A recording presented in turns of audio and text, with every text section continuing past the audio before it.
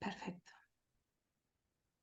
Vale, perfecto. Bueno, pues nos hemos saltado toda la parte introductoria y bueno, pues vamos a ir al grano con estas experiencias y intervenciones que nos van a exponer nuestras compañeras. Pues Gudelia Quirola, cuando quieras puedes compartir pantalla y comenzar. Muchas Sí, gracias.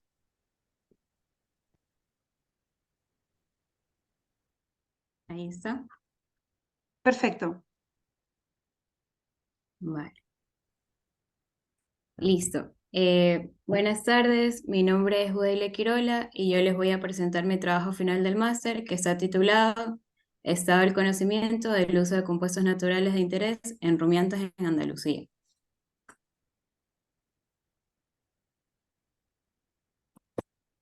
Vamos a ver. Bueno, bueno, el mal uso o el uso excesivo de los antibióticos, esto es lo que nos ha generado una resistencia antimicrobiana. Es por esto que se han creado diversos planes, tanto a nivel nacional e internacional, para poder disminuirlos. Uno de estos es One Health, traducido a una sola salud, que toma en cuenta tanto la salud humana, la salud ambiental y animal como una sola. Particularmente aquí en España se creó el PRAN, que es el Plan Nacional de Resistencia a Antibióticos, que está dirigido por la Agencia Española de Medicamentos y Productos Sanitarios. Para poder llevar a cabo estos planes que tienen como un objetivo en fin, que es reducir el uso de los antibióticos, se han generado diversos cambios en la legislación. Dentro de estos está el Real Decreto 992/2022, que este fue el 29 de noviembre del 2022 que se creó, pero que entró en vigor recién en enero del presente año, en el cual establece un marco regulatorio sobre el uso de los antibióticos en especies de interés ganaderas. También tenemos el Real Decreto 1157/2021, que habla sobre la regulación de los medicamentos veterinarios fabricados industrialmente. También dentro del marco legislativo a nivel de la Unión Europea tenemos el Reglamento 2019/6, el cual indica que no existe suficiente información, evidencia científica que pueda sustentar el uso de los productos tradicionales a base de plantas para el tratamiento de animales.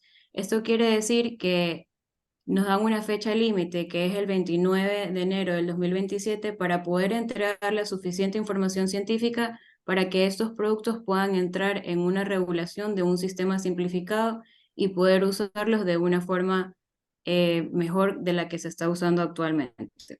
Por otro lado, también tenemos el Real Decreto 1157/2021, en el artículo 3 específicamente, dice que las plantas medicinales en cualquier forma galénica destinadas a su uso en animales, sus mezclas y los preparados obtenidos de plantas que pueden ser extractos, destilados, tinturas, entre otros, que puedan ser utilizadas de forma terapéutica, tanto para un diagnóstico de forma preventiva, deben entrar en un régimen de autorización que está en el presente decreto.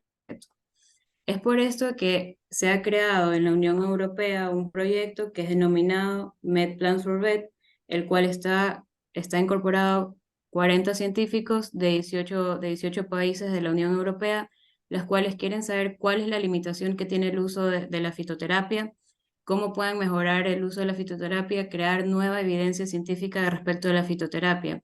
Es por esto que uno de los objetivos de este estudio es evaluar el conocimiento de los técnicos y técnicas de ganaderas sobre los compuestos naturales como alternativa a los antibióticos en las granjas de rumiantes en Andalucía. Dentro de los objetivos específicos tenemos evaluar la formación que tienen respecto a los riesgos que conlleva el uso de los antibióticos, identificar cuáles son los factores que dificultan el uso de las alternativas de los compuestos naturales, definir las delimitaciones del uso de la fitoterapia y determinar el conocimiento de los profesionales sobre los reglamentos acerca del uso sostenible de los antibióticos y de la fitoterapia. En la metodología que utilizamos teníamos un criterio de inclusión que tienen que ser personas que trabajen en Andalucía, que trabajen con rumiantes y estar dispuestos a trabajar a participar dentro del proyecto. Se realizó un análisis cuantitativo y un análisis cualitativo. En el análisis cuantitativo estaban las encuestas en las cuales obtuvimos 202 participantes, pero solamente 97 cumplieron con los criterios de inclusión. Además de esto, en el análisis cualitativo estaban las entrevistas que obtuvimos 8 veterinarios que eran pertenecientes a diferentes agrupaciones de defensas sanitarias ganaderas de Andalucía, de las cooperativas ganaderas y de las oficinas comarcales agrarias. En el diseño del cuestionario que obtuvimos dentro de las encuestas estaba conformado por 20 preguntas en total, que está dividido en 3 bloques. En el primer bloque era la introducción para conocer el ámbito en el que trabajaban, con los animales que trabajaban y el área de trabajo. En el bloque 2 teníamos el marco regulatorio de los antibióticos y en el bloque 3 respecto a la fitoterapia y su legislación. En las entrevistas estaba conformado por 8 preguntas en total, en las cuales la primera y la segunda pregunta componían asuntos respecto a la resistencia antimicrobiana. En la pregunta 3 era respecto al Real Decreto 992/2022 y en las preguntas 4 hasta la 8 sobre el uso de la fitoterapia. Dentro de los resultados que obtuvimos, cuando se les preguntó a los participantes si conocían el marco regulatorio de la fitoterapia, solamente un 15% respondió que sí la conocían. Y a las personas que habían respondido que sí, se les preguntó si creían que estas normativas sobre la fitoterapia deberían ser revisadas para mejorar su uso. Un 85% respondió que sí. También obtuvimos que las personas que se les preguntó si conocían la legislación sobre la fitoterapia, un 85% dijo que no la conocía. Esto quiere decir que hay una falta de información tanto en los ganaderos como en los veterinarios y los perfiles afines de estas producciones que no conocen sobre este tipo de legislación. También se les preguntó el por qué no habían utilizado la fitoterapia. Un 42% indicó porque hay una falta de investigación sobre la dosificación, sobre las formas de uso, a pesar de que en la farmacopea europea hay medicamentos a base de plantas animales o drogas vegetales, pero que también están dirigidas a la salud humana. Es decir, si hay una fuente que indica mucha parte respecto a la fitoterapia, de cómo cómo se ha originado y cómo ha ido evolucionando todo el tiempo y la forma que se la puede obtener, tanto la dosificación, sobre el tema de las cosechas. Hay mucha información respecto a estos, pero no ha sido divulgada o no ha sido analizada tal vez por este grupo de técnicos que debería de serlo. Por otro lado, también está que un 40% no sabía dónde se adquirían estos productos fitoterápicos, es decir, que hay una falta de información respecto a dónde se adquieren estos productos. Debido a estos resultados que obtuvimos, se crearon 7 propuestas de mejoras. En el primero de estos está incentivar el conocimiento.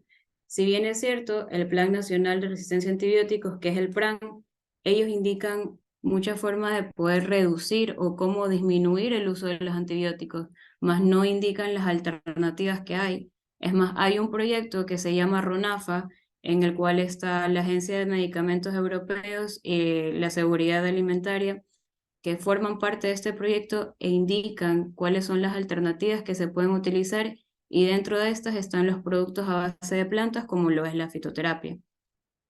Luego tenemos realizar cursos respecto a las nuevas normativas, actualizaciones de las legislaciones.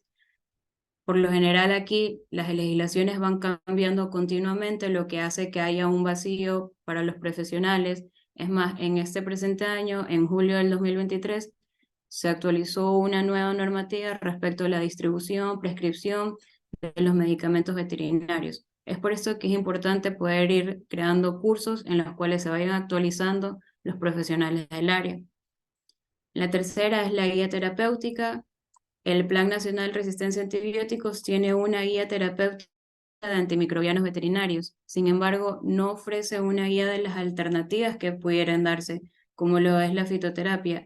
Y esto aquí, dentro de las entrevistas que se hicieron, decían muchos de los participantes dijeron que ellos pensaban que era muy bueno realizar este nuevo reglamento, que iba a ser algo positivo, pero para ellos tal vez podría ser algo negativo al momento de que se encuentran que no tienen alguna herramienta o alguna alternativa al momento de prescribir medicamentos. Es por eso que es importante poder crear esta guía para que no haya limitaciones entre los veterinarios y así puedan tratar las diferentes patologías y reducir el uso todavía de los antibióticos para ya ni siquiera poder llegarlos a usar.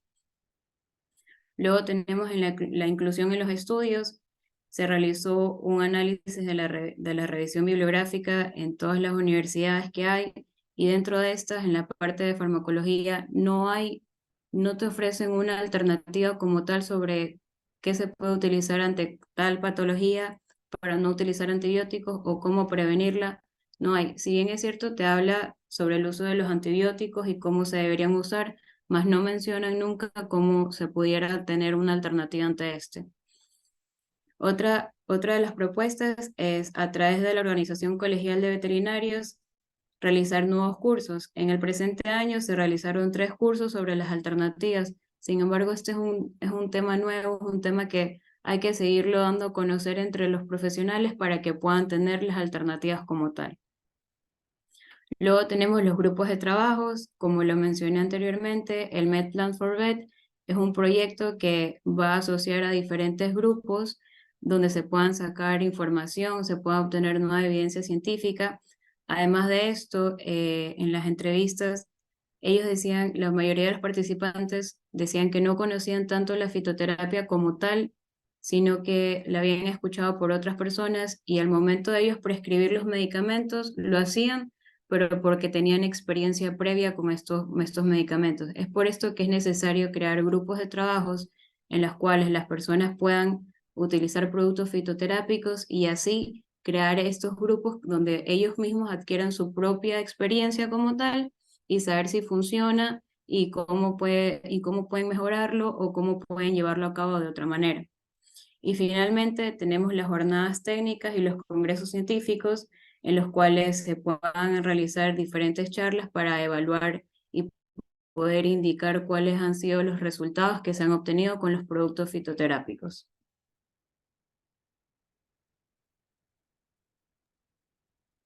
Dentro de las conclusiones, se puede resaltar que hay una falta de información sobre los riesgos asociados de los usos de los antibióticos, es decir, que muchos de los participantes que eran veterinarios y ganaderos no conocían tanto cuál era el problema que conllevaba el uso de los antibióticos, especialmente en la parte del medio ambiente.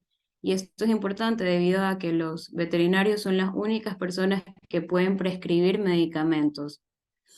También tenemos que la falta de conocimiento sobre la legislación. Si no conocemos la legislación que nos está respaldando para poder usar un producto o cuál es la legislación actual sobre, por ejemplo, como lo es la 992-2022, que indica el uso sostenible de los antibióticos, no van a saber si necesitan este tipo de alternativas como tal para no tener que utilizarlos. También encontramos que está la limitación en la fitoterapia debido a que hay una escasa formación como alternativa terapéutica. A pesar de que existe un vademecum de fitoterapia en la salud humana, no hay un vademecum como tal en la fitoterapia, pero para los animales, que es importante también poderlo llevar a cabo. Y por otro lado, y para finalizar, está que hay una poca familiaridad con los puntos de distribución de los productos fitoterápicos. Esto quiere decir que no conocen los veterinarios o los ganaderos dónde se adquieren estos productos. No hay como una fuente o un punto de distribución como lo hay de los otros productos veterinarios como tal. Entonces, esto de aquí los limita a ellos al momento de querer prescribir medicamentos o querer ofrecer un tipo de producto. Gracias. Gracias, Gudelia. Estupendo por comentarnos el marco normativo, sobre todo en materia de fitoterapia. Vale, nada, comentaros simplemente, si queréis ya puedes dejar de compartir, Gudelia. Si queréis tenéis el chat para participar activamente, si tenéis alguna duda o pregunta, las ponentes os podrán contestar justo después de su ponencia y su intervención, y si es más compleja de responder solamente mediante el chat, pues lo pasamos a la segunda parte del webinar. Elisa, bueno, pues Elisa nos va a hablar sobre su experiencia en conservación, restauración de la biodiversidad en sistemas agropastoriles. Bueno, pues cuando quieras, Elisa, puedes compartir. Vale, hola. Estupendo, gracias. Voy a compartir. A ver. ¿Lo veis? Sí, se ve pequeño, nos falta verlo en formato presentación. Ah, fenomenal. Estupendo. Vale. Bueno, pues buenas tardes. Yo soy Elisa Villén y como ha comentado María, pues llevo tiempo trabajando en el tema del impacto ambiental de la ivermectina y otros antiparasitarios. Primero empecé a trabajar sobre este tema con la BBF y GREFA y ahora con el Instituto Universitario Cibio de la Universidad de Alicante. Os voy a hablar un poco sobre el uso racional de antiparasitarios. En primer lugar, de qué significa esto del uso racional, que es algo que hablamos mucho, pero bueno, que igual no está muy claro cuál es el concepto. Y luego, pues, por qué es importante y cómo lo podemos abordar. Bueno, el uso racional de medicamentos, la verdad es que las definiciones se quedaron en 1985 por la Organización Mundial de la Salud como que es aquel en el que los pacientes reciben fármacos apropiados para sus necesidades clínicas a dosis ajustadas para cada situación particular y durante un periodo de tiempo adecuado y al mínimo costo para ellos y para la comunidad. A mí de esta definición me llama la atención respecto a lo que conozco yo de cómo se están utilizando los antiparasitarios. Por un lado, el concepto de fármacos apropiados, porque muchas veces no se utilizan los fármacos más apropiados, sino que se utilizan sistemáticamente los mismos pues, por la facilidad de uso o por el bajo coste, por ejemplo, ¿no? Entonces, es importante para hacer un uso racional conocer la variedad de fármacos en los que podría entrar la fitoterapia, de la que van a hablar más mis compañeros, entonces yo no me voy a centrar tanto en eso. Y también pues conocer las indicaciones y los riesgos de cada medicamento. Luego, por otro lado, saber las necesidades clínicas para las que vamos a utilizar los medicamentos, porque muchas veces en el uso de antiparasitarios no hay un diagnóstico previo. Se usan de forma sistemática para favorecer la producción principalmente, no por un uso clínico como tal. Y bueno, pues para poder cubrir unas necesidades clínicas, en realidad necesitamos hacer diagnósticos que nos digan cuáles son esas necesidades. Y en cuanto al mínimo costo, a mí me trae a la mente no solo el coste económico, sino también el coste medioambiental y el coste cultural, porque el uso, entre otras cosas, el uso sistemático de antiparasitarios de síntesis ha sustituido a muchas prácticas culturales asociadas al pastoralismo y se ha perdido mucho conocimiento, pues lo mismo que comentaba Gudelia antes, que mucha gente ya trabajando en ganadería no conoce los usos de las plantas que hay en su propio territorio. A esta definición a mí me gustaría añadir un concepto que está muy presente en la legislación, que es la relación beneficio-riesgo de los medicamentos, que en la farmacovigilancia a nivel europeo lo que nos dice es que un medicamento para poder ser usado tiene que tener una relación beneficio-riesgo positiva y esta relación beneficio-riesgo se refiere tanto al riesgo en la salud humana como en la salud animal y en la salud medioambiental. Pone estos tres conceptos al mismo nivel de importancia. En cualquier caso, cuando hacemos este uso racional de medicamentos, tenemos que mirar a largo plazo, porque muchas veces el uso de medicamentos se hace para corregir un problema puntual, pero sin mirar cuál puede ser el impacto a largo plazo de ese uso muchas veces repetido, ¿no? El uso no racional de biocidas, entre los que se encuentran los antiparasitarios, da lugar a resistencia. Las resistencias ocurren porque hay una población inicial de parásitos que tienen diversidad genética, entre los que puede haber genes que les confieran resistencia a una cierta molécula, ¿no? Entonces, cuando se utiliza esa molécula, sobreviven los parásitos que tenían esos genes. Si esos genes se pueden transmitir a la descendencia, los parásitos que han sobrevivido, que tienen esos genes de resistencia, pues darán lugar a una descendencia con mucha más resistencia que la anterior. Y eso se va aumentando cada generación. Entonces esto, cuando utilizamos todo el rato la misma molécula, cada cierto tiempo, por ejemplo, una vez o 2 veces al año, que se utilizan muchos antiparasitarios, aumenta la presión de selección y lo que acaba haciendo es que el medicamento en cuestión pierde eficacia. Esto es importante en parte por la sanidad animal y en parte por la salud humana también, porque las moléculas que se utilizan para tratar las enfermedades parasitarias en los animales y en los humanos son sustancialmente las mismas. Y de hecho la ivermectina, que es el medicamento con el que más he trabajado yo, o sea, en el estudio del que más he trabajado, porque es del que más evidencia hay del impacto ambiental, está declarado un medicamento esencial para la salud humana por la eficacia que tiene. Entonces, esto nos da una idea de la importancia que tiene preservar su eficacia haciendo un uso racional. La Organización Mundial de la Sanidad Animal publicó hace unos años este documento, que es bastante interesante, lo que nos da una idea de que realmente hay un interés en que se haga un uso responsable de los fármacos antiparasitarios para preservar su eficacia en los casos en los que realmente no quede otra alternativa y sea necesario. Aparte de este efecto del uso no racional, que es el desarrollo de resistencia, hay otro efecto que es la pérdida de servicios ecosistémicos. Uno que nos interesa mucho en cuanto al control de parásitos es el control biológico de parásitos en el medio ambiente, porque los parásitos pasan una parte de su vida en el hospedador, pero otra la pasan en el ambiente.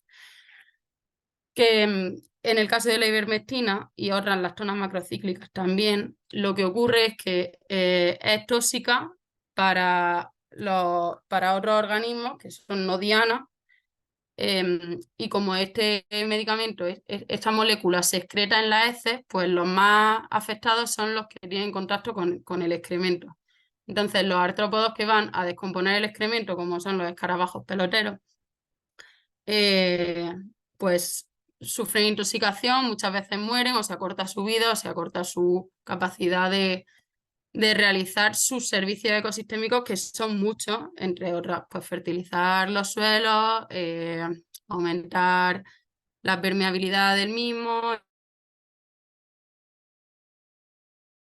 entregar el excremento, destruyen una gran cantidad de parásitos. Hasta el 90% de los parásitos en desarrollo en los excrementos se ven destruidos pues, por directamente la disgregación mecánica o también por la radiación solar o porque quedan expuestos a depredadores. La desecación también les afecta. Y luego hay una serie de hongos que se llaman hongos nematófagos que también se alimentan de las larvas de parásitos nematodos en el excremento, y la ivermectina también es tóxica para estos organismos. Entonces, ¿qué pasa? Cuando aplicamos ivermectina, eliminamos estos escarabajos, eliminamos a los hongos nematófagos y también eliminamos sus servicios ecosistémicos, con lo que el 90% de los parásitos en desarrollo van a sobrevivir. Además, los excrementos que no se descomponen en el pasto son un refugio en el que se concentran los parásitos que tenían esa resistencia genética al antiparasitario. Estos parásitos van a sobrevivir en el pasto. Y por otro lado, el excremento se acumula y va ocupando cada vez más superficie de pasto, los animales cada vez tienen que pastar más cerca del excremento y de esta manera aumenta la exposición del ganado a los parásitos resistentes, o sea que es un círculo vicioso. Hay que hacer un control racional de parásitos, esto es evidente porque las parasitosis son un problema para la producción a nivel económico, a nivel sanitario y también a nivel de sanidad humana, no solo de una sanidad animal, ¿no? Además, estamos en un contexto de intensificación de la ganadería, también de la ganadería extensiva, no solo de la intensiva, en el que aumentan las enfermedades de colectividades. Cuantos más animales se concentran, más probabilidad hay de que estas enfermedades se desarrollen. Entre ellas las enfermedades contagiosas. Sin embargo, la presencia de parásitos no es equivalente a la enfermedad parasitaria, porque hay especies de parásitos endémicas que no vamos a poder eliminar, pero lo que tenemos es que controlar la abundancia, o sea, mantener unas cargas parasitarias equilibradas en las que los animales estén sanos y sigan produciendo, pero que tengan un sistema inmune que sea el que se encargue de mantener las cargas parasitarias a unos niveles bajos. Entonces, en la práctica, el control racional de parásitos sería, por un lado, no desparasitar si no es necesario, y por otro lado, adaptar las medidas de control de parásitos, las medidas sanitarias, a cada situación particular, porque al final cada explotación ganadera es diferente y va a tener unos problemas y una idiosincrasia totalmente diferente. Entonces vamos a tener, para poder controlar los parásitos, vamos a tener que saber, por un lado, cuáles son los parásitos que tenemos, en qué cantidad. Vamos a tener que basar las medidas en la prevención. ¿Y qué cosas son importantes para prevenir? Pues por un lado la genética, tener animales que tienen una genética que les permita mantener un estado inmunitario adecuado para frenar los parásitos endémicos de su zona. El desarrollo inmunitario es muy importante y luego el manejo sanitario y la alimentación pues también son esenciales para que los animales estén en el mejor estado posible para poder afrontar las parasitosis y que no les causen problemas. Y luego tenemos que tener en cuenta las alternativas como la fitoterapia. Además de la fitoterapia hay otros elementos que se están desarrollando como los hongos nematófagos, por ejemplo, que comentaba antes, pues se están desarrollando el uso de esporas de estos hongos que se añaden al alimento para que luego estos hongos crezcan en el excremento y depreden a las larvas. Son tecnologías, bueno, que están en desarrollo y que es interesante tenerlas en cuenta. Y luego, pues, claro, los antiparasitarios en sí son una herramienta. Entonces, si llegamos a un punto en el que hay un problema que no podemos solucionar de otra manera, bueno, pues es una herramienta que está ahí para usarla, pero hay que usarla de la mejor forma posible. Entonces, los tratamientos tienen que ser estratégicos, se tienen que utilizar la molécula adecuada, o sea, dirigida a la especie parasitaria en concreto con la que tenemos problemas, a la dosis adecuada, a los animales que la necesiten y en el momento y lugar adecuado. Y con esto del momento y el lugar, lo que quiero decir es que cuando tenemos una molécula que es tóxica para el medio ambiente, y como es el caso de la ivermectina, por ejemplo, se excreta en heces, pues una estrategia interesante sería dejar a los animales confinados mientras están eliminando la molécula. Esto en ganadería extensiva es un poco problemático y más en el caso de la ivermectina, por ejemplo, que son 21 días lo que tarda en excretarse. ¿Quién puede mantener a sus animales 21 días confinados? Pues es un problema, ¿no? Entonces, por eso lo suyo es minimizar el riesgo, ¿no? Entonces, como los parásitos pasan parte de su ciclo de vida en el hospedador y parte en el medio, tenemos que tener en cuenta estos dos ambientes, ¿no? Entonces, para que no lleguen a los pastos los parásitos, tenemos que, pues, por un lado, evitar que entren animales nuevos a nuestros pastos que puedan traernos enfermedades nuevas.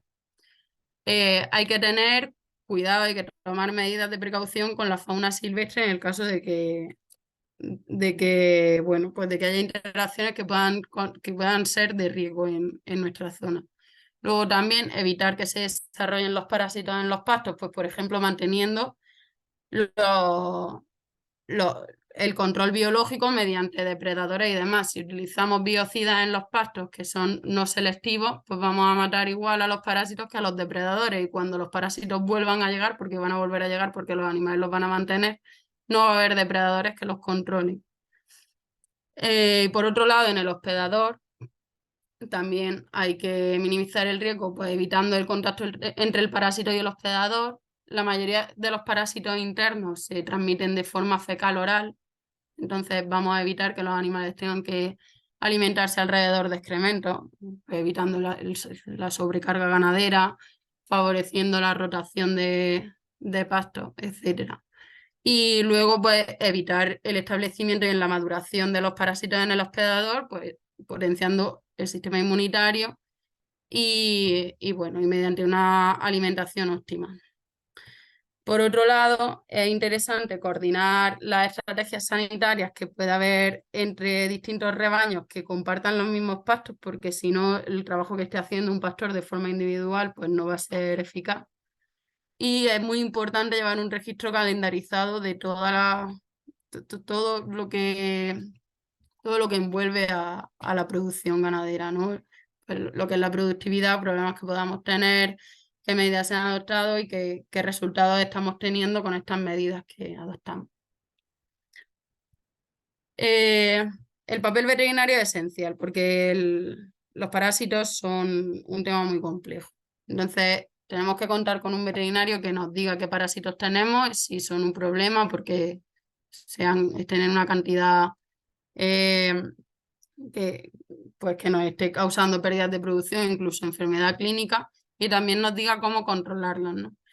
¿Cómo vamos a hacer esto? Pues lo ideal sería hacer controles rutinarios en los que se diagnostique la carga parasitaria. Eso, los controles rutinarios en los animales que tenemos ya en la explotación y siempre a los animales que lleguen nuevos a la explotación para evitar que nos lleguen enfermedades nuevas.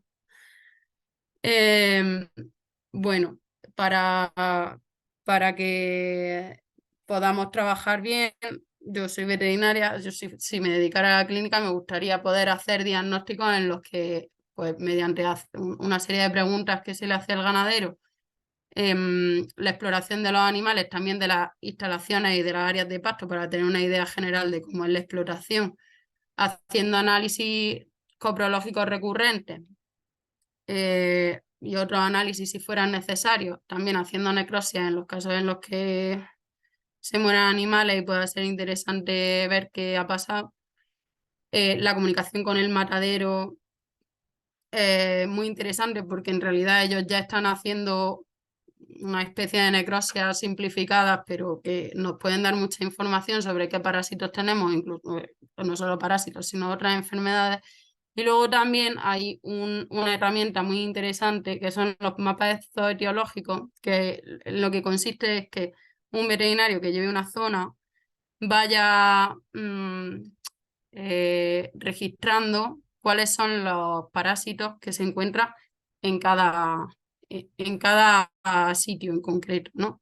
Para saber que en este valle nos encontramos el problema de la fasciola, en esta montaña nos encontramos este otro parásito, aquí hay más garrapatas. Cuando tenemos esa información podemos tomar decisiones. Al final, el recoger información lo que nos permite es tomar decisiones más adecuadas y, bueno, y poder ir mejorando en nuestro manejo.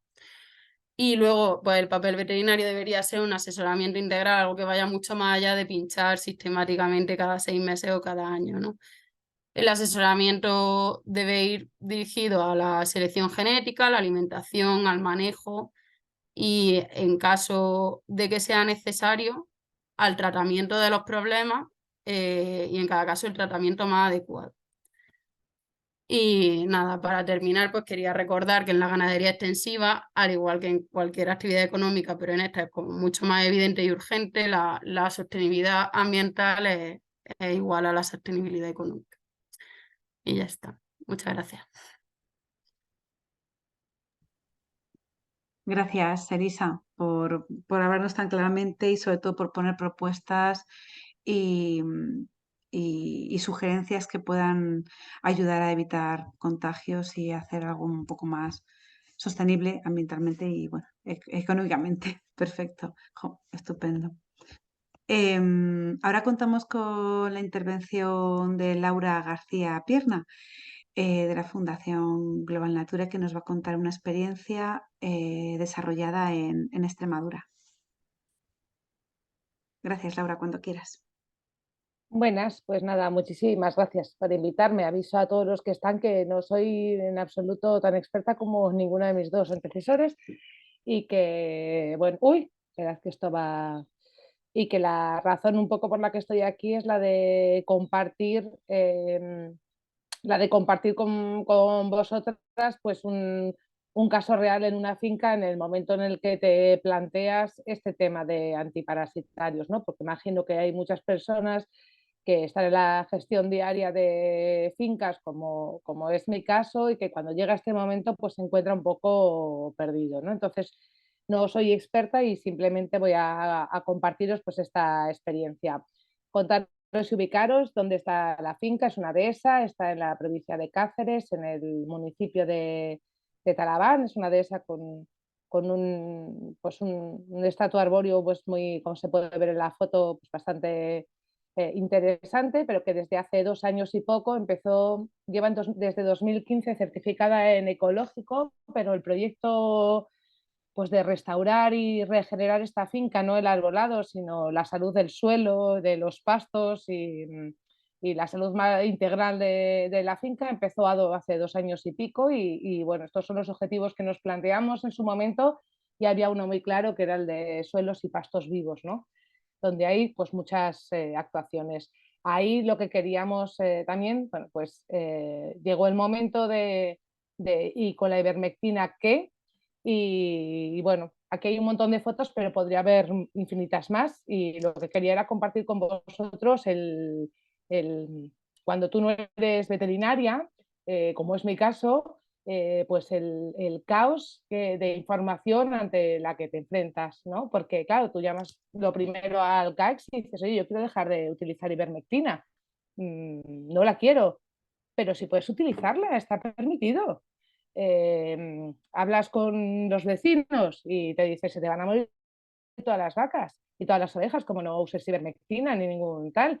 Hablas con otros ganaderos de referencia, bueno, aquí pongo a uno, pero tengo muchos otros, ¿no? Gente que me lleva muchos años de adelanto y que saben mucho más que yo y me dicen, claro, sin problema, Laura, existen alternativas, lo que tienes es que tal, veas las vacas, ves por ahí un mogollón de publicaciones sobre pues, el impacto ambiental de la ivermectina y quieres hacer algo, tienes a tus compañeros y la responsabilidad y por supuesto hablas con tu veterinario y te dice que por qué no vas a usarlas y te dejan aunque estés en ecológico, ¿no?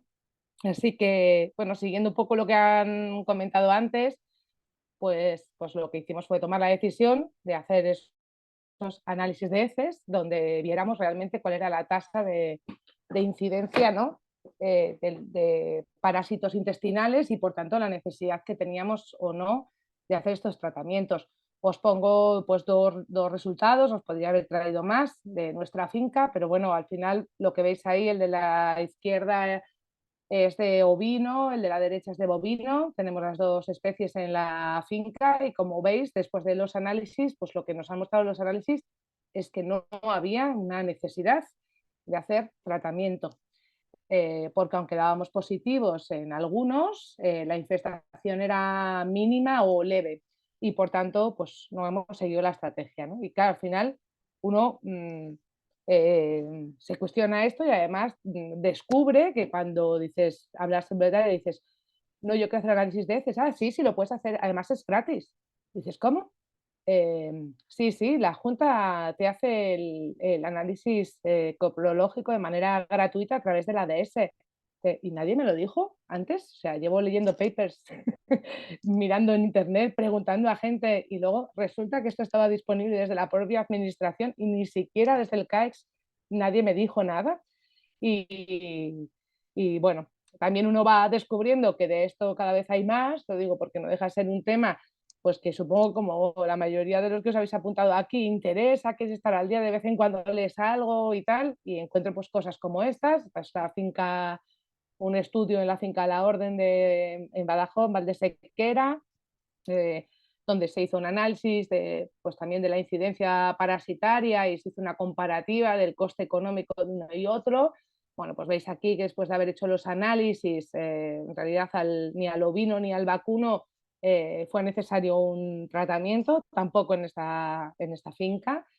Y en esta diapositiva os ponía lo de datos versus discursos porque tengo un poco la sensación de que este tema tan crucial está polarizado como todos los demás Y entonces si dices ivermectina no es no, y si eres de un lado y si sí eres del otro, y no ves un poco los criterios ni los razonamientos técnicos. Y al final yo que también trabajo mucho en temas de agricultura, ¿no? Y sostenibilidad y medio ambiente como parte de mi trabajo, siempre eché en falta en la parte veterinaria y en el tratamiento de antiparasitarios el enfoque que desde hace muchísimos años se tiene en la agricultura con la gestión integrada de plagas, ¿no? Que uno pasa por voy a tratar de prevenir al máximo la presencia de determinados problemas. En mi cultivo, en este caso, sería en mi ganadería. Cuando los tengo, los monitoreo y tengo claros cuáles son los umbrales a partir de los cuales empiezo a actuar, y cuando no me queda más remedio que actuar, lo hago con la opción menos tóxica posible, ¿no?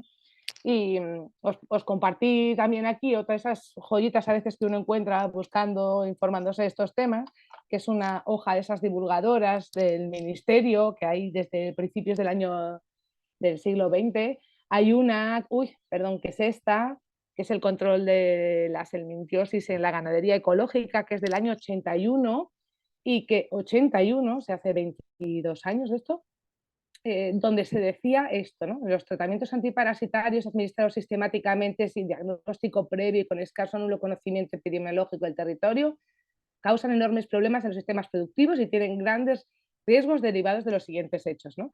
Y te pone aquí pues 5 puntos que, bueno, pues Elisa nos ha explicado muchísimo mejor y que los hemos entendido todos muy bien, ¿no? Pero yo me pregunto y digo, o sea, de verdad tengo que leerme papers para entender cómo hacer esto, cuando ya en el 80 había algunas cosas, bueno, pues que se tenían claras, que se sabían y que estaban publicadas, y bueno, pues como a mí se me propuso, ¿no? Pues esta pequeña intervención cuestionándonos si era necesaria la ivermectina como el antiparasitario estrella, aunque haya más. Y al final digo, yo no sé si es necesaria o no, y eso dependería de muchísimas cosas, también como nos hemos escuchado antes, pero está claro que lo que necesitamos es un asesoramiento veterinario personalizado que de verdad nos acompañe a las explotaciones y nos ayude a mejorar la salud de los animales y de toda la explotación, cosa que he hecho también mucho en falta, ¿no? Que el asesoramiento veterinario se limita solo a ver tus animales dentro de una manga y a evaluar determinadas cosas y como mucho actuar frente a la presencia de enfermedad, pero no tanto a la salud, y un hecho en falta ese asesoramiento que entienda, como ha dicho Elisa antes, pues cuál es la explotación, en qué contexto se mueve, y todo. Y bueno, pues con esto habría acabado. Creo que íbamos con un poquito de retraso, ¿no, María? Así que he ido un poquito rápido. Sí, así es, jo, qué interesante. Teníamos que haber puesto mucho más tiempo para este webinar. Muchas gracias, Laura. De verdad, ha estado fenomenal. Y la sugerencia del asesoramiento veterinario especializado es, decía Elisa así con la cabeza, vamos, que yo creo que has dado en el clavo con esa. Berton, puedo añadir una cosa, es que yo llego a Por un momento supuesto, en el que en plan es que no sé qué decidir, y seguía leyendo, y luego en un momento dije, es que no es mi responsabilidad, es que para eso hay un veterinario de explotación, es que yo no soy veterinaria, es que yo no me tengo que saber todas o incluso alguna vez si hay que tratar, soy yo la que tiene que buscar cuáles las alternativas, porque si la respuesta, y la he tenido en el pasado, vale, pues si no echamos ivermectina, dime qué echamos, y empezar a buscar yo la alternativa, y eso no es cosa mía, ¿no? totalmente. Totalmente. Y eso nos pasa con muchas ganaderas, muchos ganaderos que al final estamos diciendo que hagan la venta directa, que que hagan marketing, que hagan reparto, que sean veterinarios. Es que no es sostenible, no se puede hacer. Gracias, Laura. Bueno, ahora vamos con la siguiente parte del webinar, que va a ser una pequeña mesa redonda de unos 20 minutos aproximadamente, 20-25, a ver cómo andamos, en el que van a estar participando Álvaro Fernández, Soledad Magán y Jorge. ¿Dónde estás, Jorge Puerto? Aquí. Van a estar los tres, buenas tardes, hablando y participando sobre las aplicaciones prácticas de la fitoterapia en sus ganaderías. Sí, Soledad, abre el micro también para que puedas intervenir, y Álvaro va a hacer la fase introductoria de esta pequeña mesa. Cuando queráis. Hola, ¿qué tal? Buenas tardes a todos y a todas.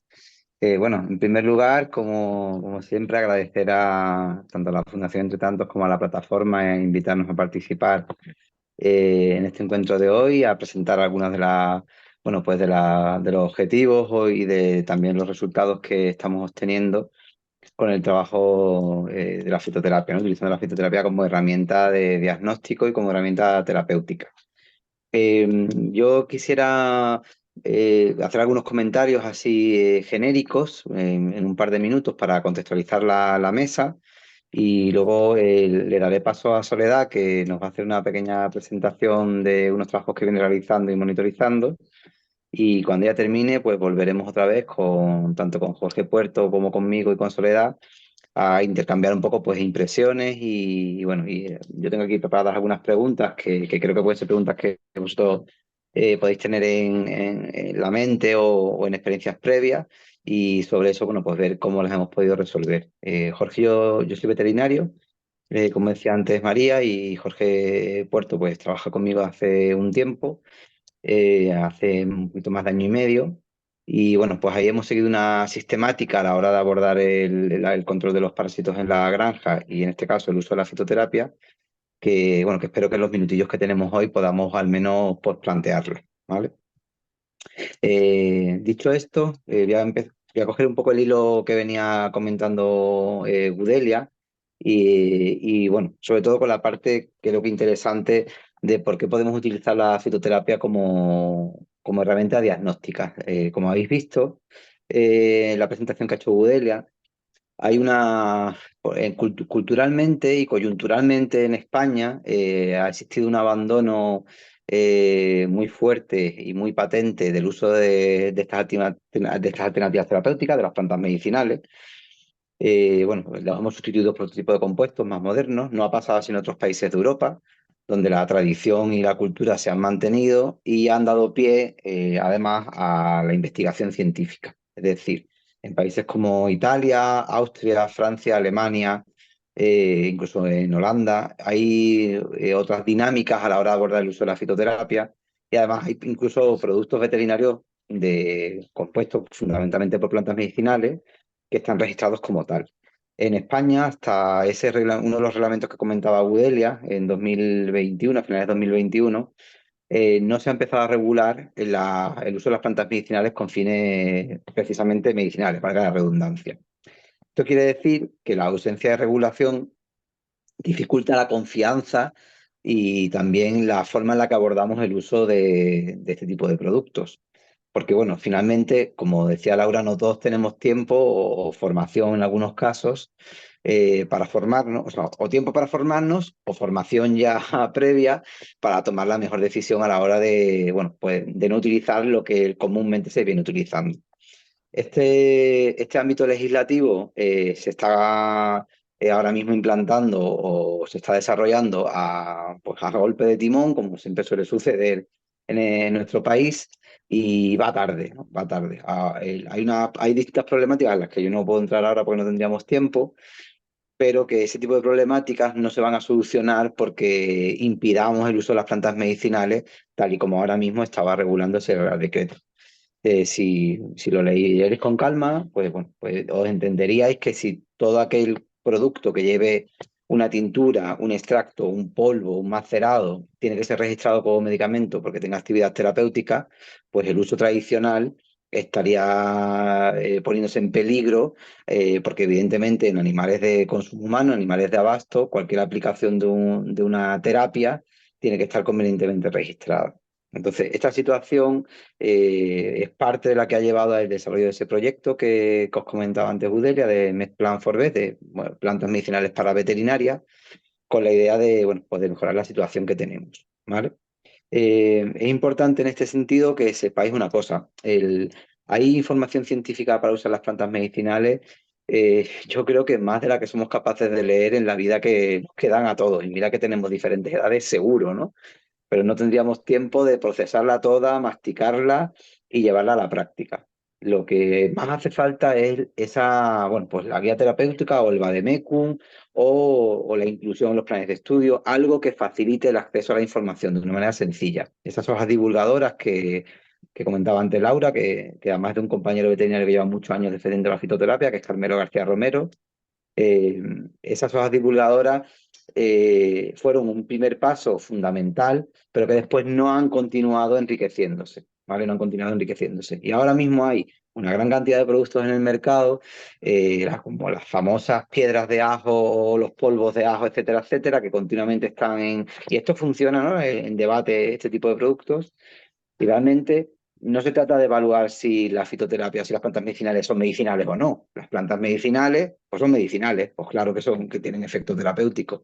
Y además, y ya cierro con esto, tienen efecto diagnóstico. ¿Por qué? Porque nosotros cuando utilizamos como veterinarios, como médicos o como ganaderos o ganaderas experimentados, cuando utilizamos un producto, vamos a evaluar qué está ocurriendo. Yo pongo algo en mis animales y evalúo qué es lo que ocurre en esos animales. Si lo que ocurre no es lo que yo esperaba, me está sirviendo para entender no que, pues, varias cosas. Puede ser que el producto no fuera el adecuado, puede ser que la dosis no fuera la adecuada, ser que las plantas no fueran las adecuadas, pueden ser varias de esas cosas. Y esas posibles situaciones que se dan son las situaciones diagnósticas. A mí me sirve cuando presuntivamente hay un proceso de diarrea en una granja y no puedo acceder a la información que necesito como veterinario. Bueno, pues vamos a plantear este tipo de mezcla de combinación de plantas medicinales. A ver qué tal te va. Vamos a poner en este caso, ¿vale?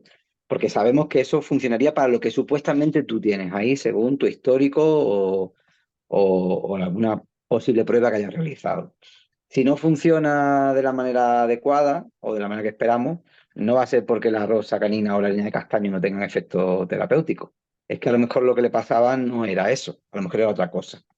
Y esto enlaza mucho con una cosa muy importante a la hora de abordar la fitoterapia, que yo estoy seguro que Soledad, que ahora le voy a dar paso, ha sido, o en el caso de Jorge, ha sido la clave, ¿no? de poderse sentir hoy cómodos en estar hablando aquí con nosotros, y es que hay que fomentar la capacidad de observación, la medición y luego conocer los ciclos biológicos, tanto de nuestros animales como de los animales que están en nuestro entorno, dentro de la granja, que son en este caso pues pueden ser insectos, nematodos, artrópodos, todo ese tipo de seres vivos que cohabitan con nuestros animales. Los tiempos que llevamos, y esto es común, casi todas las granjas en las que me he encontrado durante estos 17 años de ejercicio de la profesión, casi siempre el gran problema que tenemos es que no tenemos tiempo para observar, porque tenemos muchas otras cosas que solucionar que son aparentemente mucho más urgentes. Y dejamos al final la sanidad como una cuestión que abordamos pues siempre a posterior, ¿no? Cuando ya aparecen los síntomas o los signos de la enfermedad. Pero realmente nosotros deberíamos estar trabajando siempre en promoción de la salud, no trabajando en control de la enfermedad. La enfermedad ya es el desequilibrio, ya vamos tarde. Entonces, para poder tomar decisiones correctas, lo ideal es observar y observar durante un tiempo. Incluso como veterinarios o técnicos, cuando llegamos a las granjas, yo lo primero que hago, y bueno, aquí está Jorge, lo comentaremos igual después, no es poner el remedio que supuestamente se necesita para lo que se cree que se tiene, sino empezar a conocer cómo se está interrelacionando la granja, los animales, el manejo, los medicamentos que se utilizaban en el pasado para intentar entender cuáles son las relaciones dentro del ecosistema. Así que bueno, esas son un poco las partes de las claves en estos escasos minutos del uso de la fitoterapia, ¿vale? Aparte de conocer las herramientas, hay que conocer también cómo utilizarlas y yo creo que la observación en su ámbito más complejo, tomado de una manera muy genérica, es súper importante. Para abordar el uso de la reducción de antimicrobianos es fundamental. Así que bueno, si yo, Soledad, si quieres te doy paso y nos comenta cómo has realizado tú esas observaciones, cómo te has enfocado para avanzar, bueno, para adelantarte y para innovar en el uso de las plantas medicinales en tu granja. Sí, un breve inciso, porque vamos bastante mal de tiempo y sí que queríamos dejar un espacio final por si había preguntas para abrir un poquito el debate. Entonces, si os parece, Soledad hace la presentación y luego pues puede intervenir Jorge. Y las preguntas que tenías pensadas, Álvaro, las dejamos como comodín en el caso de que los asistentes pues en el caso de que se pueda romper el hielo o que los asistentes no tengan ninguna pregunta, si te parece. Vale, genial. Pues Soledad, cuando quieras.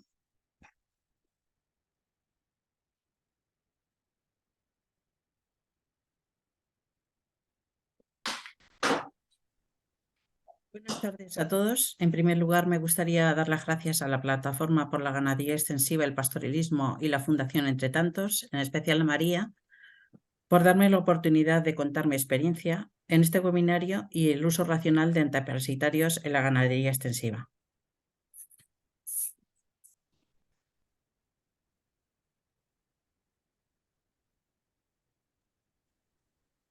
No me va bien.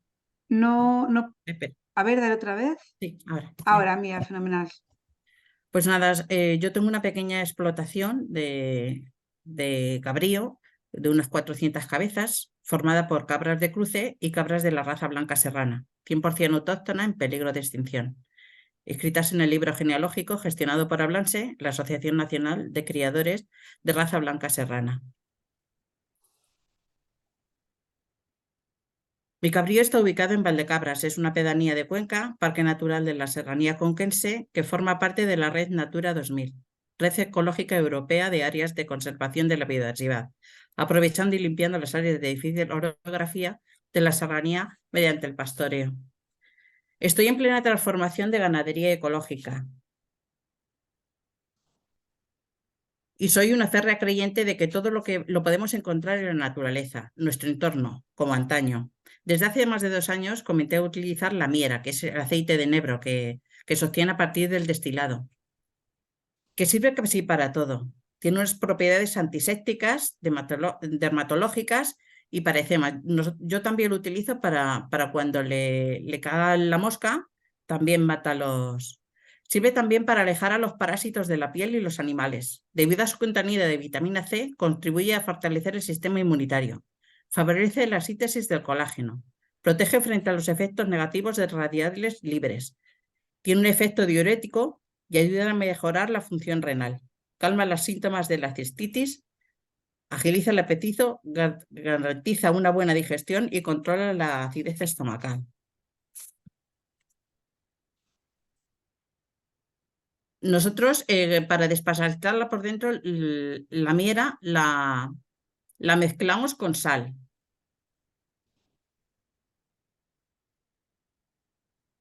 Le damos cada 2 o 3 veces por semana, dependiendo de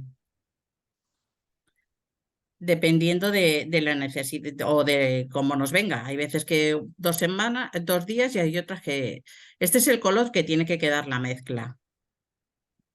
Se les echa las algas o saleras y ellas comen según su necesidad. Al principio de echarles, cuando comenzamos a echarle esta mezcla, las cabras estaban próximas a la paridera. Cuando estaban las cabras próximas a la paridera se les deja de echar para prevenir, para que no aborten. Pero ahora ya que están acostumbradas, porque se lo echamos desde pequeñitas, se lo echamos durante todo el tiempo. El resultado por el momento es bueno. Las cabras tienen buen pelaje y no tienen mocos. Y tiene una calificación sanitaria C3, M4 y AC1. Aquí vemos una imagen de la reposición de este año y las cabras de producción. Y espero que mi experiencia con este producto pues os haya servido de... Claro, todo esto son en explotaciones que cada una tiene sus dificultades y sus características, porque yo estoy en una zona de monte donde hay un montón de hierbas, de aromáticas, de plantas medicinales y los animales están sueltos, que evita muchas enfermedades. Entonces, cada ganadería es un mundo. A nosotros de momento esto nos va bien. Está claro que si en un momento determinado tuviésemos que utilizar otro tipo de tratamiento, pues lo tendríamos que hacer. Pero de momento con lo que es la miera, la desparasitación, sobre todo por dentro, va fenomenal. Y nada, espero que os haya servido. Genial, Soledad. Muchas gracias.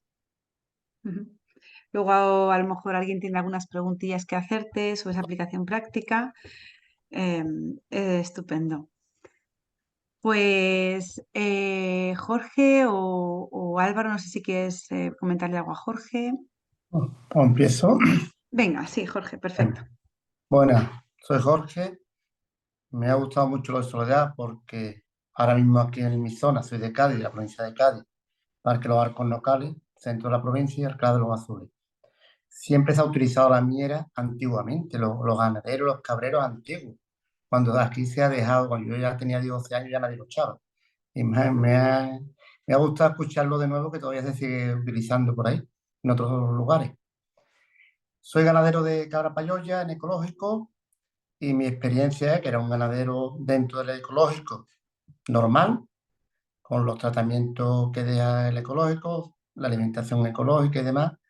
Y me encontró con Álvaro y desde entonces estamos trabajando la fisioterapia. Todavía estoy empezando, no es que tenga una experiencia grande, llevamos ya año y medio y la verdad que se ve un cambio fuerte y más tranquilidad. Es decir, yo creo que es que estamos viendo el futuro, empezando a ver el futuro. Y somos los ganaderos los primeros que tenemos que empezar, cuando ha empezado lo antimicrobiano, lo antiparasitario, a estar fuera de la sociedad, es decir, ya la sociedad no quiere animales con antibióticos, con tratamiento de antibióticos, tratamiento de parasitados. Yo creo que tenemos que coger el toro por los cuernos por nuestra salud y porque damos alimento a la sociedad. Y ese alimento que damos a la sociedad nos piden ya más libre de antibióticos antibacterianos y antimicrobianos. Entonces, estamos empezando, llevamos año y medio, y yo creo que seguimos aprendiendo día a día. Todavía no hemos llegado ni al 50% o al 70%, creo yo. Y ya Álvaro puede explicar mejor toda la historia. Álvaro. Perdón, que lo que comentaba es que con lo que hemos estado haciendo juntos, tanto Jorge como sus compañeros de la granja, sus empleados, Javier, mi compañero Raúl y yo, ha sido empezar a observar básicamente qué es lo que pasa en la granja y empezar a cuestionarnos. Esto es una cosa muy filosófica, pero en realidad es muy importante hacerlo de esta manera. Empezar a cuestionarnos si lo que creemos que estaba pasando en la granja, si los problemas que damos por hecho que tenemos, pues yo qué sé, diarreas por cocidio o problemas de nematodos pulmonares o clamidia, distintos tipos de problemáticas que, bueno, que alguna vez hemos hecho una toma de muestra y nos ha salido un positivo, pues si eso realmente es lo que está ocurriendo o son cuestiones más bien relacionadas con las dinámicas de trabajo en la granja. Y claro, eso necesita mucha autocrítica. Hay veces que hay problemas que se van a dar, la granja de Jorge es el caso, que se dan de forma endémica o de forma natural, pues por la raza con la que está trabajando o por el entorno. Si os voy a poner un ejemplo con el tema de antiparasitarios, con el control de la sarna, que alguna vez con Elisa hemos comentado estas cosas. Si tú estás en Sierra Nevada y tienes cabras montesas con sarna hasta las cejas y tus cabras pastorean en esos entornos, pues puede haber interacciones inevitables y querer no utilizar determinadas las ivermectinas, por ejemplo, a veces puede suponer un problema. Por lo tanto, lo que hay que congeniar es una cosa, por ejemplo, que es más sencilla. Y si resulta que los animales que a mí me enferman o que me cogen la sarna de esas cabras montesas son los animales que están más débiles porque en determinadas condiciones de debilidad los expongo a esa situación. A lo mejor hay que cambiar algunas cosas del manejo, eso es casi siempre algo muy práctico, para poder después aplicar otro tipo de medidas. Con Jorge empezamos a trabajar, recuerdo que en abril de 2022 y hasta diciembre del año pasado, hace un año ahora, no iniciamos el primer tratamiento alternativo para desparasitar. ¿Por qué? Porque las cabras estaban en un momento cuando llegamos de producción, estaban dando leche. Los parásitos tienen una relación con el hospedador compleja, ¿no, Jorge? O sea, a veces coges muestras, parece que están llenos de parásitos, las coges a la semana siguiente y están vacías. Y parece que ya no tienen parásitos y se han desparasitado solas. Es que los parásitos tienen también su ciclo, ¿no? De producción de huevos, sobre todo en el caso de los coccidios. Entonces, no vale, aquí hay que rodar una película. Nosotros no nos dedicamos a la fotografía en ganadería. Yo creo que intentar construir ¿no? a base de fotogramas, que son pequeñas fotos, la película de la granja y el día de la granja, pues es mucho más útil. Así que bueno, cuando ya pasa un tiempo y has entendido cómo está funcionando la dinámica en la granja, no es lo mismo los años con más o menos lluvia con más menos temperatura. La humedad es muy importante. Yo, Elisa, creo que no la comentaba antes porque, bueno, iba ya con el tiempo muy justo, pero una de las cosas importantísimas en el control racional de los antiparasitarios es elegir el mejor momento para desparasitar. Con determinados grados de humedad, 80%, 22 grados de temperatura, tú puedes parasitar las veces que tú quieras, pero que cada vez que salgan a pastorear otra vez está lleno de nematodos, de larvas 3 o de las que sean. Entonces hay que elegir un buen momento conforme a nuestras condiciones climáticas, nuestra forma de pastoreo. Eso es importante. Y eso es lo que, bueno, lo que estamos haciendo con Jorge. Luego, no sé si, Jorge, te acuerdas que estuvimos haciendo unos cálculos de costes el año pasado. Lo tengo aquí apuntado, os lo voy a comentar así muy brevemente. Nosotros hicimos unos cálculos para saber la proporción que queríamos utilizar las plantas medicinales, pues si salía mucho más caro que un medicamento convencional. Lo tengo aquí apuntado de las consultas que hicimos a la distribuidora. Precis, 150 mililitros, que algunos los conoceréis, que es lo que necesitamos para 500 cabras aproximadamente. Va a sobrar algo del bote. Pues 347 euros más IVA. El Panacur 10%, 1 litro, 78,60 euros. Va a razón de 3 mililitros por cabra, pues para unas 500 cabras, 1,5 litros. Eso son 117 euros. Las plantas medicinales que se utilizaron, que bueno, yo, Jorge, no sé si te acordarás de cabeza, yo hasta que apuntada. Utilizamos equinácea para subir la respuesta inmune local, rosa canina con actividad antiparasitaria, harina de castaño, regaliz, que harina de castaño es antiparasitaria, regaliz para mejorar la capacidad regeneradora de la mucosa intestinal, la propia que tiene el cuerpo, y antiinflamatoria, zumo de yuca, que es antiparasitario, bueno, una serie de productos que son fáciles de conseguir. Y el tratamiento de esas cabras costó 130 euros. El Panacur solamente tenía actividad antiparasitaria. No sé si entendemos, estamos hablando de una diferencia de 20 euros entre darle a un producto tóxico para los parásitos a la dosis que te recomienda el fabricante y que tú decidas sin saber lo que has hecho. Nosotros hicimos coprologías, evidentemente, y supimos cuál era la cantidad de planta que necesitábamos conforme a los parásitos que teníamos y al histórico de la forma en la que se venía trabajando por Jorge. De esa manera, por 20 euros estábamos mejorando el sistema digestivo, mejorando la respuesta inmune y favoreciendo lo que en ganadería ecológica es tan importante, que es favorecer la respuesta natural de los animales, ¿no? De la raza autóctona. Así que bueno, más o menos, no sé, eso sería... Gracias.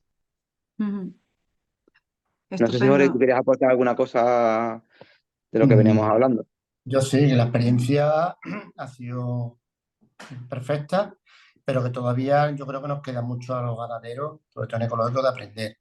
Yo creo que estamos ahora mismo, después de 1 año y medio, lo vuelvo a decir, el 50%. Yo creo que tenemos que estar aprendiendo todos los ganaderos y ser una punta de lanza para muchos más ganaderos, porque la fitoterapia se ve todavía en el mundo ganadero real. No hay mucha confianza, ¿no? Yo creo que la confianza está en los que estamos y todavía somos muy pocos. Aunque yo creo que la sociedad nos está obligando a aprender rápidamente. Muchas Y los gracias, datos Jorge. son positivos. Muchas gracias por este legato que nos lanzas ahora y que lanzas a todos los ganaderos y las ganaderas para hacer este cambio. Si os parece, bueno, tenemos escasos 15 minutos para este pequeño espacio de preguntas que va a dinamizar mi compañera Mireia. Bueno, pues sí, si queréis pasamos a hacer un poquito de foro. Os animo a todas las personas que estáis participando así calladamente a levantar la mano si queréis aprovechar estos 15 minutos para contar alguna de vuestras experiencias con antiparasitarios o para lanzar alguna de las preguntas alguna pregunta a las ponentes y a los ponentes. Mientras os animáis a levantar la mano y a lanzar alguna pregunta, comento una de las que han llegado por el chat, que es una pregunta que va dirigida a Álvaro y que dice que si nos puedes aclarar por qué en fitoterapia se hacen tratamientos diagnósticos en lugar de hacer el diagnóstico y luego el tratamiento solo si es necesario. Bueno, eso creo que es un malentendido por la forma de explicarlo así como en cortito. Lo que quería decir no es una cuestión de la fitoterapia, es una cuestión de la medicina. Lo único que comentaba es que lo reconoce ese Real Decreto que se puede utilizar con fines diagnósticos. Mira, cuando se pone un tratamiento médico, cuando vamos, os lo pongo de humana, que quizás es más sencillo, Vamos al hospital, nos hacen unas pruebas y presuntivamente nos diagnostican una patología y nos dan un tratamiento. A veces no sabemos si realmente lo que tiene la persona o lo que tiene el paciente es aquello para lo que estamos prescribiendo el medicamento. Depende de la respuesta que tenga ese tratamiento, que a veces descartaremos si era esa enfermedad o no. Eso pasa continuamente. Ese es el fin diagnóstico a veces de los tratamientos. No quiere decir que no haya que hacer pruebas antes o que no debamos hacer primero intentar hacer un diagnóstico, sino que hay veces que por las circunstancias en las que se desenvuelven los síntomas o los signos, y ya hablo de ganadería, por la forma en la que se dan las circunstancias, no siempre es fácil llegar al diagnóstico, porque el diagnóstico puede ser mucho más complejo. Os voy a poner otro caso dentro de la ganadería. Hay determinados problemas en monogástricos con el tema de rotavirus y coronavirus que los podríamos asociar a que hay presencia de esos virus, ¿no? O que provocan diarrea en los animales.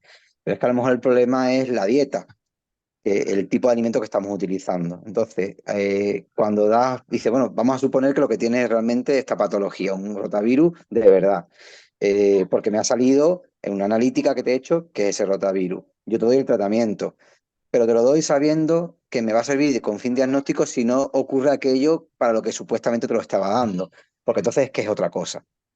Ese es el fin diagnóstico con el que se puede utilizar la fitoterapia. Nosotros en fitoterapia, ya lo termino de responder, tenemos la posibilidad, que no es fácil utilizando otro tipo de compuestos. Yo he estudiado medicina normal, o sea, tradicional, ¿no? O mejor dicho, clásica o moderna, ¿no? La tradicional la he estudiado después, que es la fitoterapia. Y nosotros estudiamos con moléculas que se trabajan normalmente por separado o que se pueden de alguna manera asociar. Pero es que en la fitoterapia una sola planta puede tener 2, 3, 4 o 100 principios activos. Cuando combinamos plantas entre ellas, como el caso que os comentaba con Jorge, pues conseguimos mucho más rango de espectro de uso. No sabes si el animal tiene coccidiosis porque hay muchos cocidios, porque hay una mala dieta, porque hay una falta de higiene y de limpieza de las camas, porque hay una cepa muy severa, porque los animales han sufrido estrés. O sea, ese motivo no lo sé. Por eso con la fitoterapia a veces podemos cubrir los distintos espectros. Esa sería un poco la cuestión. Muchas gracias, Álvaro. Yo creo que ahora sí que ha quedado ahí más clara la idea. Otra pregunta desde el chat es en este caso para Laura y probablemente lo pueda completar Elisa. Laura nos ha contado algo muy interesante que es el descubrir que desde la Junta de Extremadura, es decir, desde una administración pública, existe un recurso gratuito para los ganaderos y ganaderas que es el análisis de heces para poder hacer este diagnóstico previo al tratamiento. Y quería preguntar eso a Laura y a Lisa si saben si este tipo de servicio público o de gratuidad para hacer este diagnóstico existe en otras comunidades autónomas, en otros lugares o por parte de otras entidades públicas. Bueno, yo tengo que decir que en Extremadura incluso la información, yo de cara a hoy he dicho, voy a ver si encuentro el enlace web o algo donde si hay alguien de Extremadura pues pueda contactar con el servicio correspondiente o lo que sea. Bueno, pues no lo he encontrado, ni siquiera eso, ¿eh? O sea que no sé si en alguna otra comunidad tienen más, lo único que sé que es, o sea, yo esta información la sé por mi veterinario de la ADS y lo que él me ha dicho es que es un recurso gratuito para aquellas explotaciones que estén dentro de una ADS en Extremadura. No sé si Elisa puede tener más información.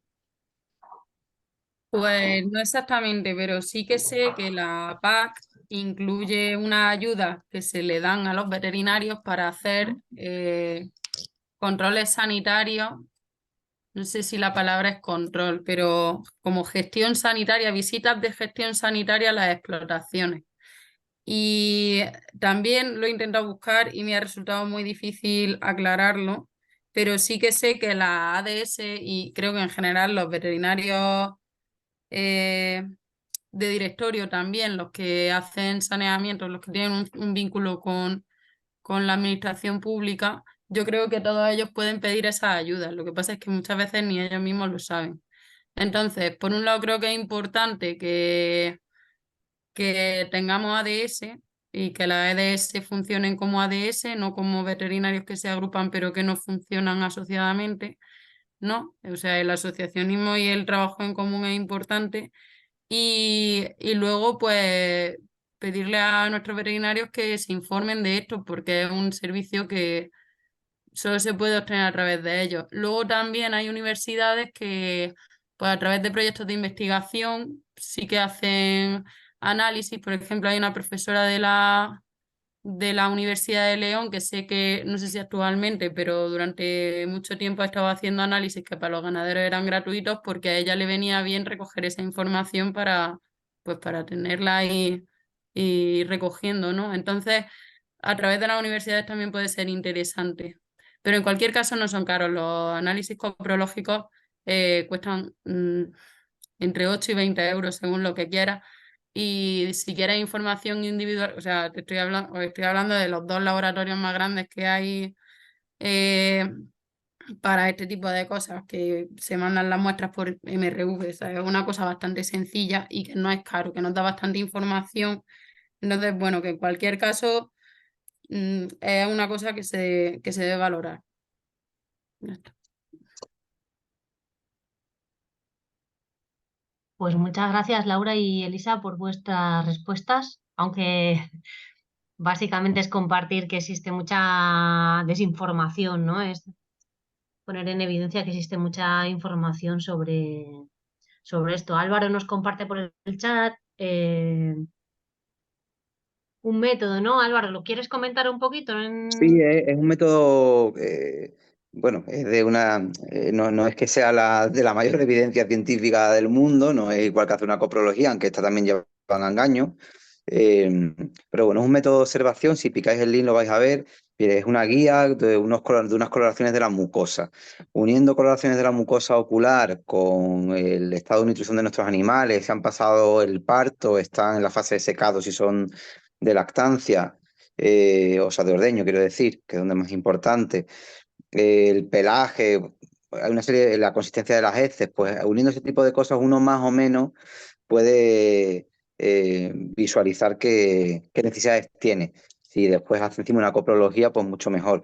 Un microscopio compartido entre varios ganaderos, pues son cosas que realmente con lo que cuesta un antiparasitario, si hablamos del lepecite este que son 300 y pico euros, un microscopio, pues 600, 700 euros lo tiene. Y el sistema de detección de huevos realmente es súper sencillo, que es agua salina, vamos. Lo haces por flotación. Son cosas que se pueden hacer de manera agrupada y que en una granja con cierto volumen, incluso o entre varios ganaderos, si tienen su veterinario asociado, es algo que se puede hacer una vez cada trimestre, cada 2 meses. No son cosas nada caras. Aparte de mandar al laboratorio, ¿no? Exopol, la Analítica Alimentaria, la Universidad de Córdoba, que bueno, que sí, entre 8 o 9 euros anda por ahí. Muchas veces lo pagan las propias casas farmacéuticas que de las vacunas, vamos, o sea, el mismo que si utilizáis vacunas, el que te las vende te lo mira. Y de Así los que piensos también. Las empresas que venden los piensos muchas veces son las que están haciendo los coprológicos a los ganaderos. Ujú. Así que, bueno, por una vía u otra. Muy bien, muchas gracias, Álvaro y Elisa. Cojo la última pregunta que hay en el chat, ¿vale? Antes de cerrar, que es para Soledad. Te preguntan si nos puedes explicar un poquito la diferencia entre la miera y el CADE.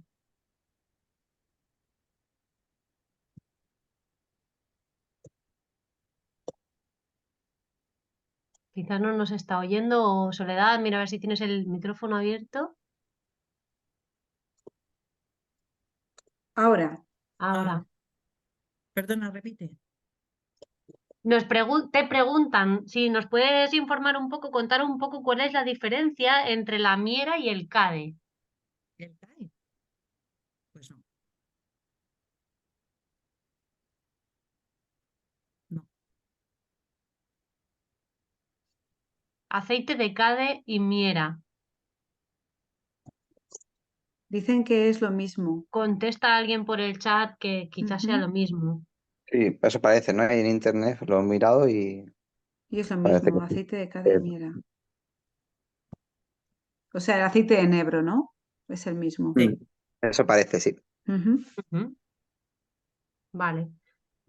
Pues venga, dada la brevedad de esta respuesta, podemos acoger otra pregunta. Nos hablan sobre el proyecto que ha comentado, si no me equivoco, la primera ponente del MedPlans for Vet. Si puedes compartirnos si existe una web o algo similar donde se pueda conseguir más información por zonas. Mira, ese proyecto acaba de empezar. Os he dejado un link donde está anunciado el proyecto de colaboración. Y bueno, como espero bueno, que os interese mucho la temática de hoy a todos y que podamos ir, según vayamos avanzando en el proyecto, al que estáis invitados a participar. Hay distintas formas de hacerlo. Bueno, pues ir ofreciendo, bueno, pues eso, información, los resultados que vayamos teniendo, la información científica, la práctica. Hay que hacer bastantes cosas. Son 4 años de proyecto. Y bueno, es un proyecto que no tiene financiación para su ejecución, solamente para algunas reuniones presenciales, y para temas de costes de Zoom, por ejemplo, cosas así. El resto del trabajo es totalmente cooperativo. Y bueno, ahora mismo tenemos 170 solicitudes que estamos validando de científicos de toda Europa para participar en el proyecto. Así que va a ser un proyectazo súper interesante. Vamos, científicos, técnicos, ganaderos experimentados o ganaderas. O sea que bueno, que está abierto a que si alguien conoce el uso de las plantas medicinales de forma tradicional o más científica, pues se una a participar. Muchísimas gracias, Álvaro, pues estaremos atentos de la evolución de ese proyecto, porque no cabe duda que es un tema súper interesante este de los antiparasitarios. Podéis haber visto que durante toda la sesión, en la mayor parte del tiempo, hemos estado 49 personas conectadas. Desgraciadamente hemos recibido varios mensajes de personas que no sé por qué problema técnico no se han podido conectar, pero vamos, el seguimiento del webinario ha estado fenomenal.